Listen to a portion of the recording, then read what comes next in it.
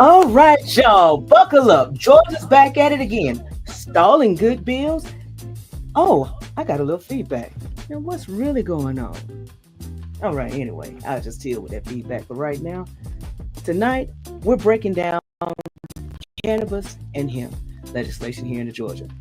And we support. Oh man, I done messed this whole thing up again. But you know what? I'm gonna keep going. Tonight, we're breaking down the cannabis and hemp legislation that is shaping Georgia. What we support, we're fighting for, and the hypocrisy behind it all. Whether you're a patient, business owner, advocate, or just tired of the BS, this one is for you.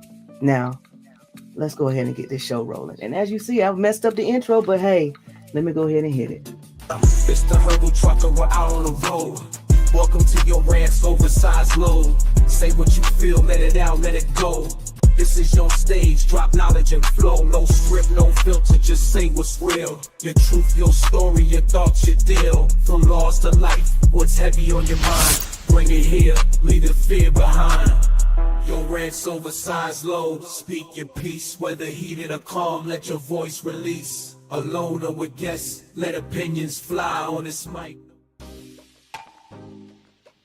Oh my goodness. Yeah, I did the intro. I was just like, oh my God, just mush mouth and everything, I guess, with everything. But you know what? This is a learning lesson, and that just shows that we're all human and get a little rusty at it. But you know what? Welcome back, y'all. If I didn't tell you in the beginning, I can't even remember right now, but I'm Yo, the Herbal Trucker, and this is Yo Oversized Load, Yo Rants Oversized Load, where we break down and call it what it is. And you know what? Oh man, I apologize for this. It's late. You know, I wasn't even going to go on tonight. I said to myself, you know how we do, we just want it just to be perfect, you know, with all the pomp and circumstances of the world today. We just feel the need to try and make everything look good. But you know, here in Georgia, it's looking good in some ways and looking bad in others. Well, quite a few. But tonight, what we're going to go over tonight is basically the hemp and cannabis legislation here in Georgia. And we're going to start with the good bills, the bad bills, and the bills that was crippling the industry and pretty much preventing a lot of the patient access. Now, as you know, I'm my own producer. And so, you know, I'm going to be slow here and there. Got the comment section going. I will try my best to monitor it. And so we're just going to go ahead and just take it slow today and try and break down what we can. Because there's a lot of hypocrisy that's going on here in Georgia. You have legislators out here that claim that they are looking out for the children. They say they are concerned about our kids. Of course, those are the buzzwords that they utilize. Well, they only are concerned about the kids when you think about hemp and cannabis. That's what they use. They want to protect the kids. But in real life, they want to protect their own self interest. Because in the same breath, while they're trying to protect the children, they're still passing laws or passing bills throughout the legislation and throughout the chamber that doesn't speak on that. You actually have a bill that they have circulating through the House chamber now because it made it past crossover, and that is it's not a cannabis bill. It's doesn't have any it, but it actually has some things tied to cannabis in a sense because it's concerning pesticides and herbicides. Now, what they want to do, they want to remove the labels away from letting you know what's in the pesticides. What's the pesticides? What's in the pesticides? So that particular bill, I do believe, is SB 144, and that passed through the House. And I know, I'm just wondering, how did it pass through the House? And I know that they had a hearing this past Wednesday. What's today? Tuesday? No, today is Thursday, and so that means, yeah, I was talking about the day Tuesday, but yeah, basically, this particular bill is allowing the legislators to decide what you, I guess, to allow pesticide companies like Paraquat. That's one of the ones that I became familiar with when I was reading up about the tactics that they attacked the plants back in the day. In the Nixon era, they sprayed the fields in Mexico with paraquat. And then during the Reagan era, they sprayed the fields of North Georgia with paraquat. Paraquat is a herbicide that's not used in, I think it's banned in so many countries. And I think I know that you have to have a special license here in Georgia. Well, not Georgia, but in the United States to use that particular substance. So now let's get to it. All right. All right. So let me go ahead and break it down. I'm gonna go by the running show so I can keep my mind on task, stay on task, because as you know, as a person that tends to jump from one subject to one subject when you have so much stuff going on in your head at one time, sometimes it's good to keep notes. And as you can see by my gray hair right here, I got a little age, I would say, kind of up there. But you know what? You got some babies and stuff like that that are born with uh gray hair. So I guess I'm gonna go ahead and just call it wisdom. So, you know.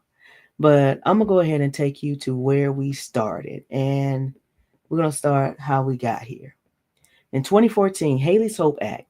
This law allowed patients to possess low dose THC oil and no way to actually get it, you know? They told you, yeah, we're going to pass this legislation right here for a substance that nobody really can just determine exactly what it is. And they're actually just saying that it is low dose THC oil. And what I gather is that since I wasn't there, I was actually working during that time. And I was one of the can of shamers during that time. Oh, so I thought it was a gateway drug. But with this particular time, there was no way to get it. And so you had patients right there that had the freedom to get it, but no means to do so. So it started out in confusion. However, the thing is, it got passed. And one thing I'm going to tell you, you have some people that are not living right now that were part of the trailblazing movement back then. And I want to go ahead and shout them out. I can't remember all the names. And you know what? I'm not going to go ahead and start naming names, because if you do, you're probably bound to miss someone. But I'm going to tell you something. You all know who you are, those who were involved in the movement. And I want to tell you, I really and truly appreciate that, because y'all did some things that we never thought that could get to this point. However, it has stalled.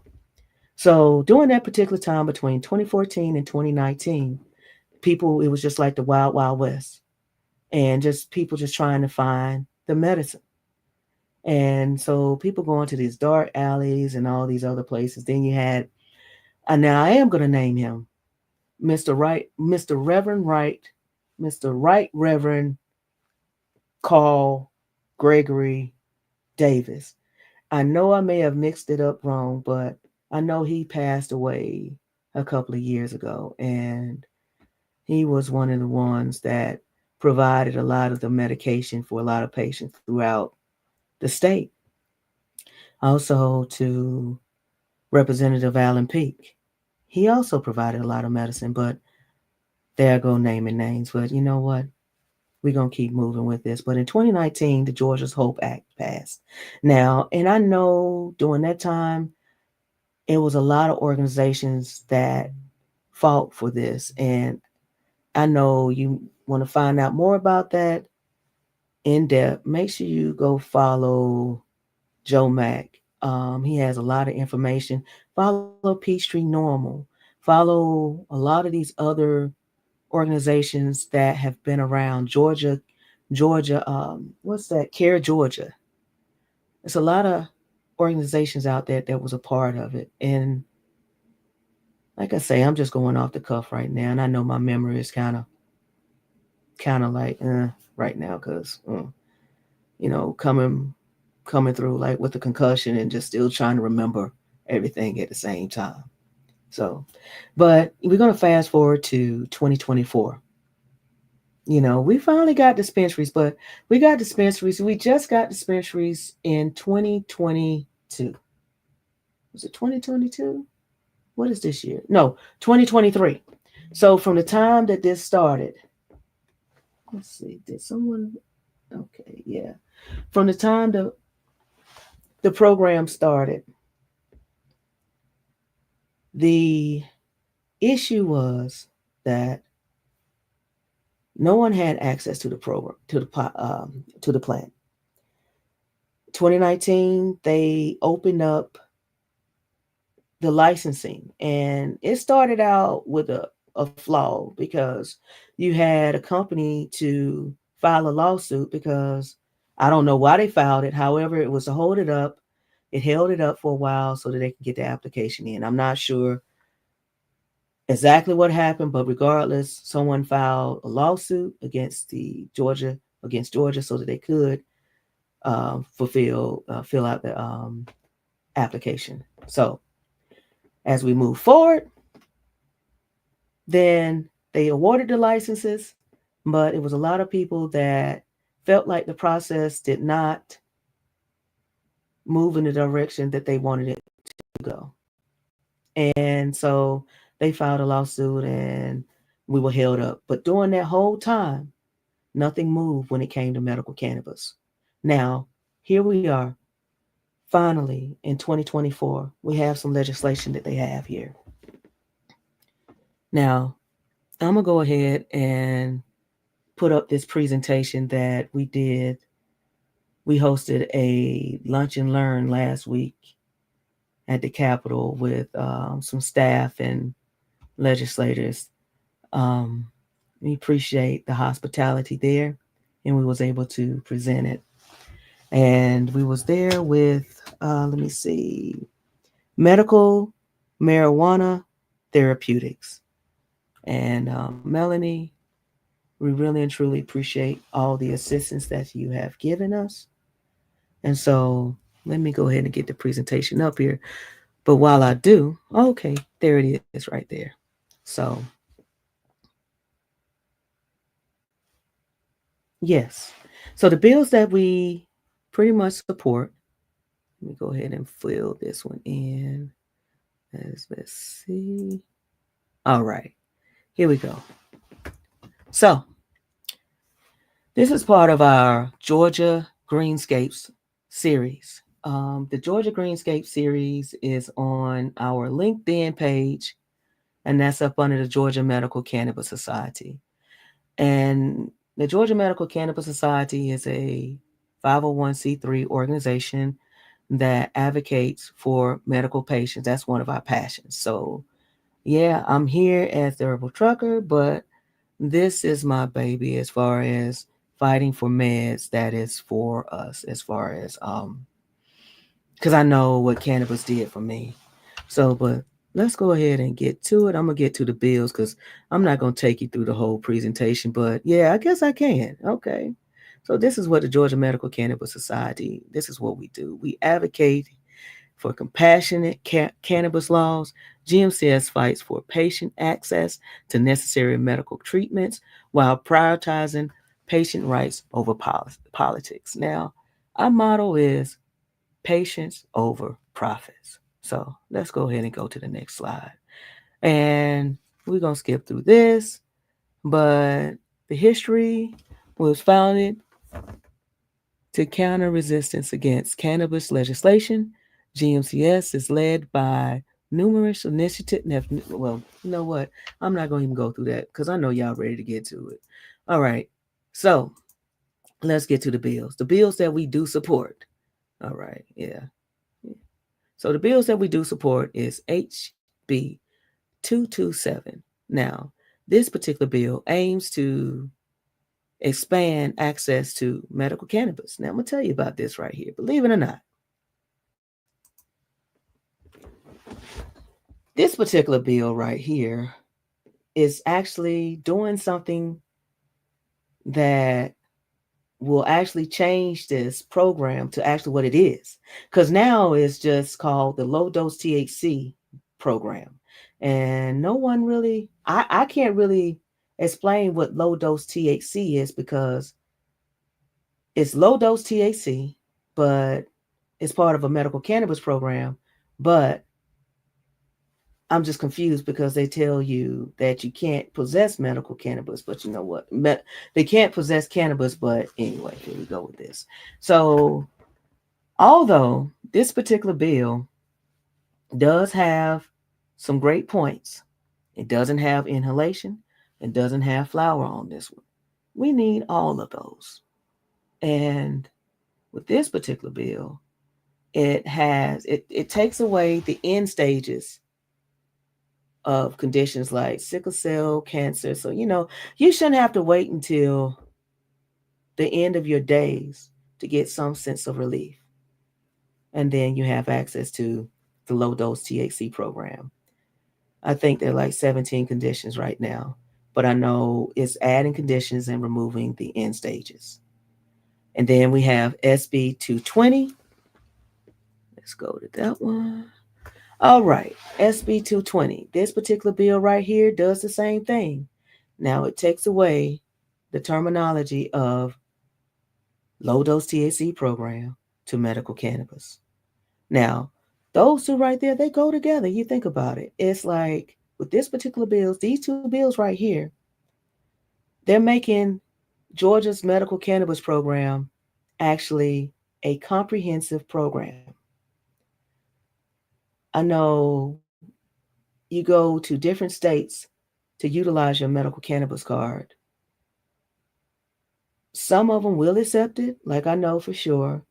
DC, of course, DC does it because, DC, you self certify. But you know what? In the midst of that right there, make sure you go check this one out. Let me remove this. Since I mentioned self certify, make sure you get on over there and check out this detailed self certification breakdown and all this other stuff from Joe Mack. And he'll tell you about what self certification is. And that's what DC has. And that's great. And I think that's a great thing for Georgia to have. And I'm truly for that. So let's get back to this right here. So SB 220, this particular bill right here also will add inhalation, which is a plus. However, still no flower. Now, this is where I have a problem. You still have patients out there that I can't pronounce the terminology of what it is, where you can't process different types of oils and stuff like that and to metabolize the low dose THC oil. But I know that with this particular thing that we actually need flour. Because I'm going to be honest with you. Since we've been a part of this medical cannabis program, we've had the oils. I've tried a couple of dispensaries out there, and I realize it's still not enough. Although it's okay, we need flour. That's another thing. And those are the two bills that made it past crossover. Now, there are some bills that didn't make it past crossover that would have included flour, and that's HB 440, and that's one of the ones that I truly love because that allows you to have 2.5 ounces. Now, I'm going to tell you something. These legislators continue to say they're upset with the fact that we actually have this program in a sense because they continue to use those buzzwords, protect the children, protect the children. However, your other actions don't speak the same thing. So HB 440 didn't make it a crossover, but it's still alive. HB 496. Now that right there, that's one that just in case a police stop you and the smell of cannabis, because that's one thing that they use all the time. I smell cannabis, violating your Fourth Amendment right. That smell test. So, and I always say that cannabis, the smell of cannabis is subjective because number one, you got terpenes and you have terpenes and all kinds of things. So, how can you determine whether or not this is cannabis or this right here is some lavender oil or some mango extract? I'm just saying, how can you determine whether or not if this is really and truly cannabis? Because I'm gonna be honest. Now, it takes a lot for me to be able to tell the difference or even to distinguish between cannabis and cigarettes because I know that I'm highly allergic to tobacco, but I know that with cannabis, it's hard for me to smell. I'm just gonna be honest with you. I mean, people could be right around me. I don't know what it is. Now that's the one thing that's strange because I can smell, like dust off a gnat, but I just couldn't smell, cannabis. But anyway, back to this right here. So, but those are the good bills. And then we got HB 301. And that particular bill right there is known as the Time Served Act. And you know what? That is a wonderful bill. And that right there deals with those who have been incarcerated on cannabis convictions and to have their records expunged. Now, it doesn't seal it or anything like that. However, that's a start.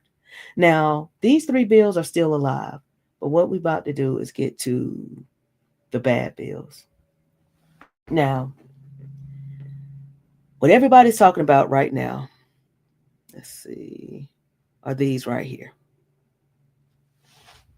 These are the bills that we oppose. These are the bills.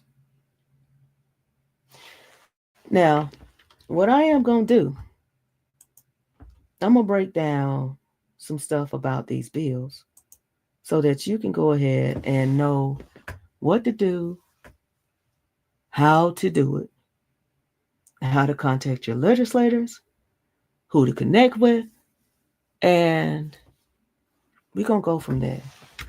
And like I say, this was my off the cuff show, so just bear with me, be patient as I pull up my notes. So, let's go ahead and start with this one right here. Now, HB 254. Now, what it's trying to do, this is what they say, it's proposed to substitute SB, let's see, hold on, let me see, I'm getting it right here. So there's a definition update, and it spans the total THC, and is to include Delta 8, Delta 9, Delta 10, THC, or any combination of those. And also it deals with packaging and advertising restrictions. You know, products must be in a child resistant and tamper proof packaging, and packaging cannot resemble existing candy, snacks, or food products. And advertising cannot target children or imply medical cannabis use. Now that's funny right there when it says that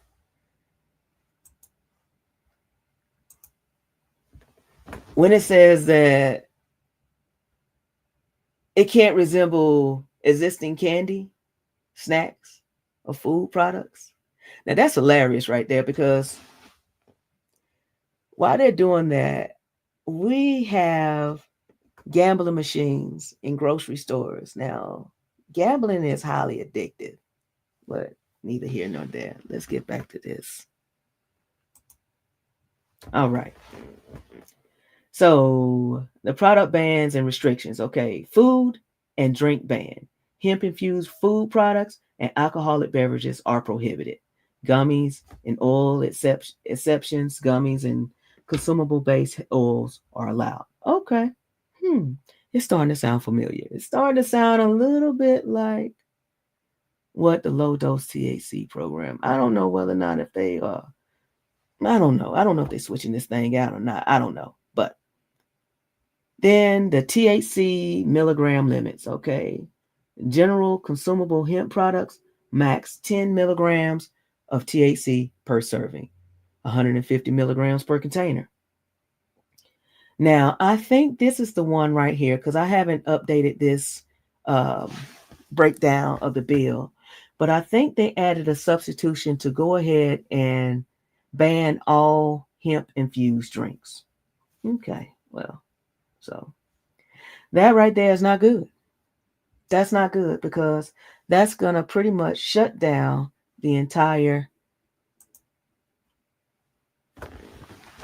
retail hemp here in Georgia. Now, that's crazy. I say it's crazy because it started all last year. Last year, I know I keep talking about last year, but I know it took years and years to build up to where we are right now. Because, like 3 or 4 sessions ago, well, probably about 3 to 4 sessions ago, what was it, 2021? Because I'm trying to remember back when we had that it might have been 2022. Yes, because I remember. Yeah, 2022, when they had a bill proposed to give a person life for possession of hemp derived THC. Make that make sense. Now, that bill didn't go any further, but I know they kept working and working and working until they got to where it was last year. Last year, the ag commissioners, the commission had dropped a whole package of bills. It was a multitude of bills, all trying to go ahead and shut down the hemp industry. Okay, so it moved pretty swiftly through the legislation all the way till it got to the very end.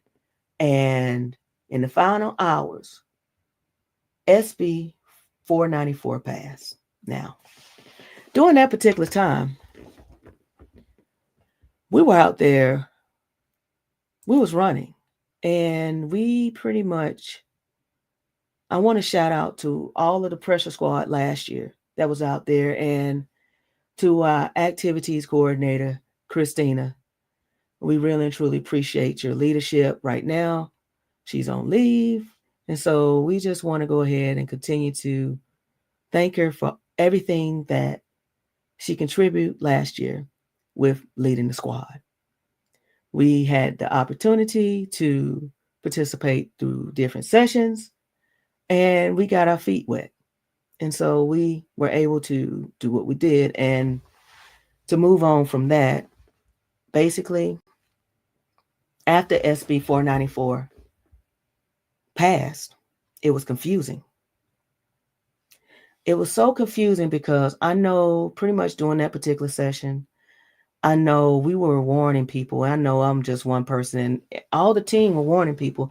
But I know for a fact, I made sure that I contacted a couple of CBD stores or CBD retailers. I mean, we posted on our website, our pages, trying to let everybody know. But I guess a lot of times people see stuff and I don't know. I don't know why people didn't see it.